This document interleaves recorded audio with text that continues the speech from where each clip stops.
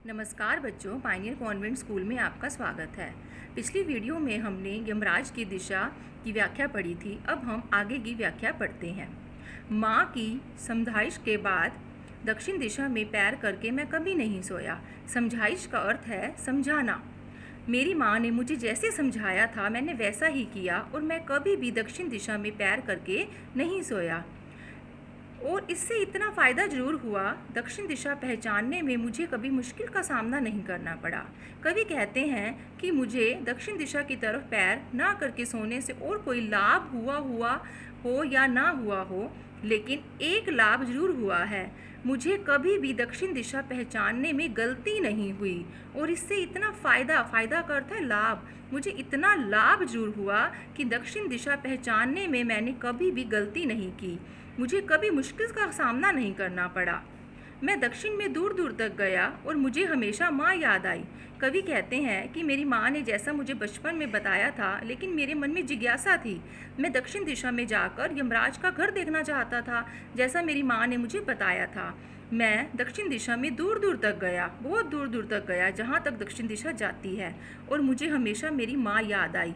मेरी माँ की बातें मुझे याद आई। दक्षिण को लांग लेना संभव नहीं था। लांग का अर्थ है पार करना। कवि कहते हैं कि दक्षिण दिशा का विस्तार इतना ज़्यादा है कि उसको पार कर लेना बहुत मुश्किल है। उसको पार करना बहुत ही मुश्किल था। होता छोर तक पहुंच पाना। छोर का अर्थ है किनारा।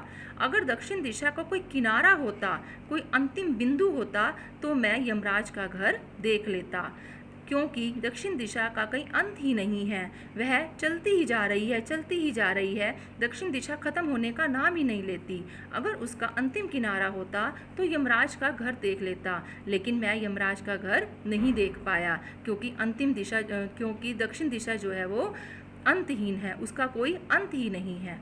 पर आज जिधर भी पैर करके सो वही दक्षिण दिशा हो जाती है। कवि कहते हैं कि जैसा माँ ने बचपन में बताया था कि दक्षिण दिशा यमराज की दिशा है, इसमें मृत्यु के देवता रहते हैं, यमराज का घर है। लेकिन पहले के समय में और आज के समय में बहुत परिवर्तन आ चुका है। आज के समय में जिधर भी पैर करके सो जाओ, जिस दिशा में भी पैर करके सो जाओ, चाहे वो पूर्व दिशा है, चाहे वो दक्षिण दिशा है, चाहे वो पश्चिम दिशा है, चाहे वो उत्तर दिशा है, वही दक्षिण दिशा हो जाती है। दक्षिण दिशा मतलब वही यमराज की दिशा है। कहीं से भी हमारी मृत्यु आ सकती है। सभी दिशाओं में यमराज के आलीशान महल है। आलीशान का मतलब है शानदार।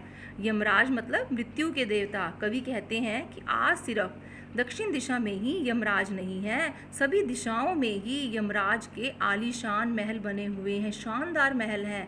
कहने का अर्थ है कि बुराइयों को फैलाने वाले जो लोग हैं वो सभी दिशाओं में बैठे हैं और लोगों को लूटते हैं। हर जगह हिंसा, चोरी, डकैती, मारपीट, लूटपाट, भ्रष्टाचार फैला हुआ है।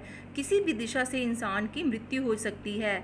एक भाई दूसरे भाई का दुश्मन बना हुआ है, और यही बुराइयां फैलाने वाले लोगों को ही यहाँ पर यमराज बोला गया है।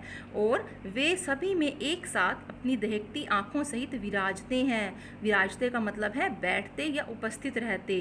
और वे सभी में एक साथ, उनकी आँखों में इतना गुस्सा है कि अपनी आँखों से वो अंगारे बरसाते हैं। अपनी दहकती आँखों सहित विराजते हैं। विराजते मतलब बैठते हैं, कि वो अपनी गुस्से से, क्रोध से भरी आँखों से लोगों को देखते हैं और उनको लूटते हैं।